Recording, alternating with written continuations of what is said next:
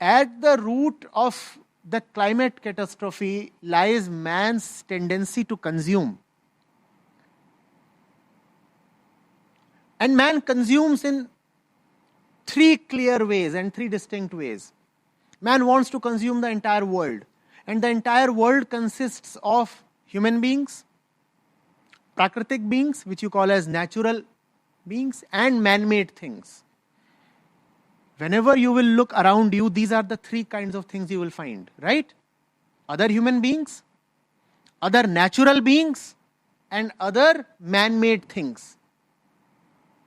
Man consumes all three, and consumption of all three leads to carbon emissions. When you consume another human being, what do you get? What do you get? Kids. And that is the biggest cause of carbon emissions. When you consume man-made things, again, what do you emit? Carbon. Because whatever there is man-made is made using energy, and energy comes from fossil fuels. So whenever you are consuming something man-made, you are causing carbon emissions. And the third thing is consumption of natural resources.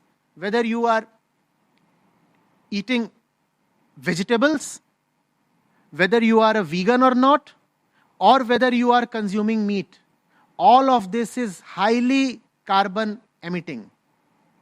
Even if you are vegan, you will eat grains at least. Where will the grains come from? Where will the grains come from? They can only come by felling forests. But then you start feeling great. I am a vegan, you know. I am holier than thou. The earth does not have resources to support 8 billion or 11 billion vegans. So do not be so happy about just being a vegan. Veganism doesn't help the cause of climate change beyond a point. We need two things. One, less people and less consumption. And both of them together. Are you getting it? Even if one of them is missing, you are gone. US has not too many people. Just 32 crores are there. And yet they are the biggest carbon emitters in the world. Because they consume. On the other end is China. China, the per capita consumption is 1/5 or 1/10 of the USA. And yet they are number 2 on the carbon list. Why? Because they are just too many.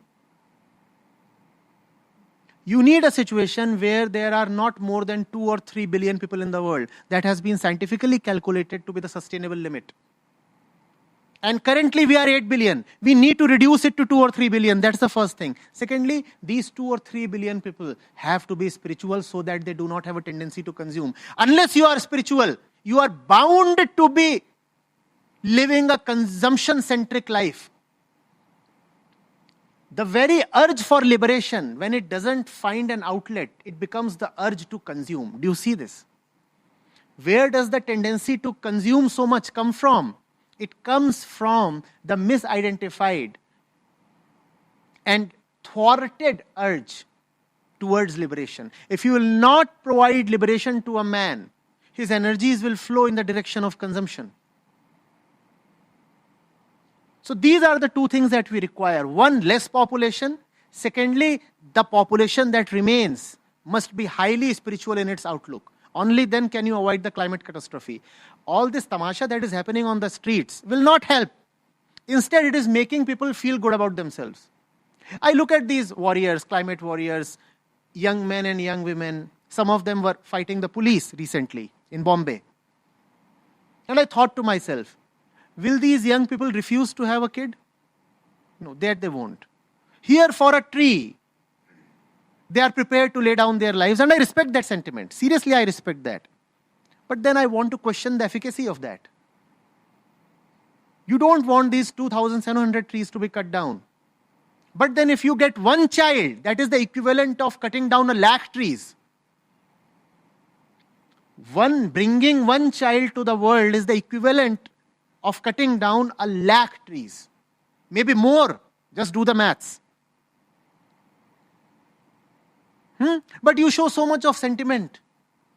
When a tree is hacked down, and you show no sentiment when you see family after family procreating, you in fact send them congratulatory messages. Wow, nice, Didi, good that you had your second or third kid now. Returning from the climate demonstration, what does this young girl do?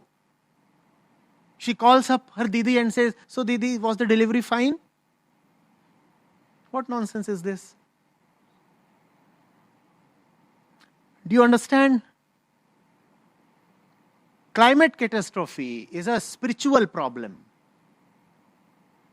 And it can only have a spiritual solution. All else that you see happening around you in the name of climate activism is just tamasha. It will not help.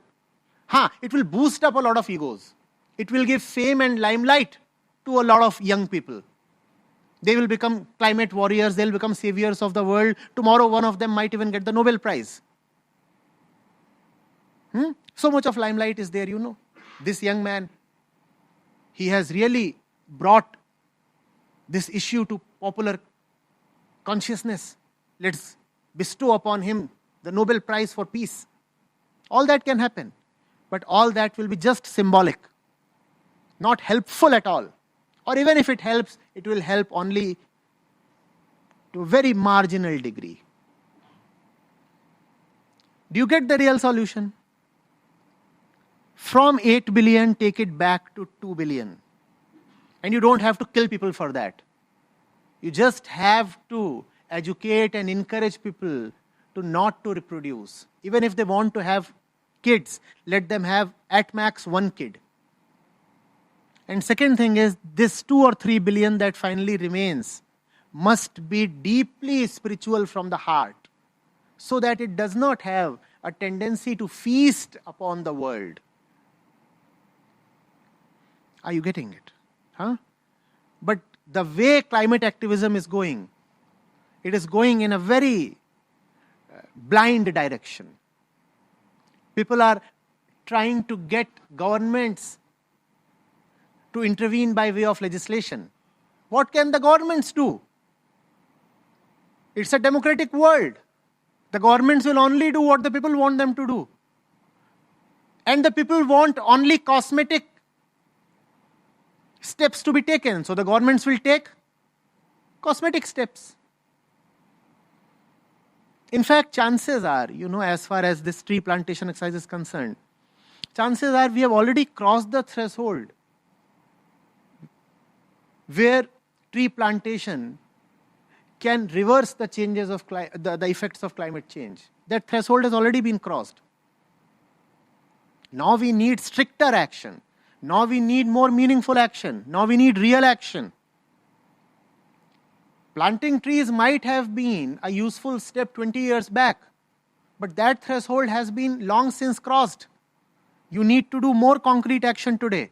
And more concrete action is not about, Friday demonstrations and all that stuff and Friday strikes.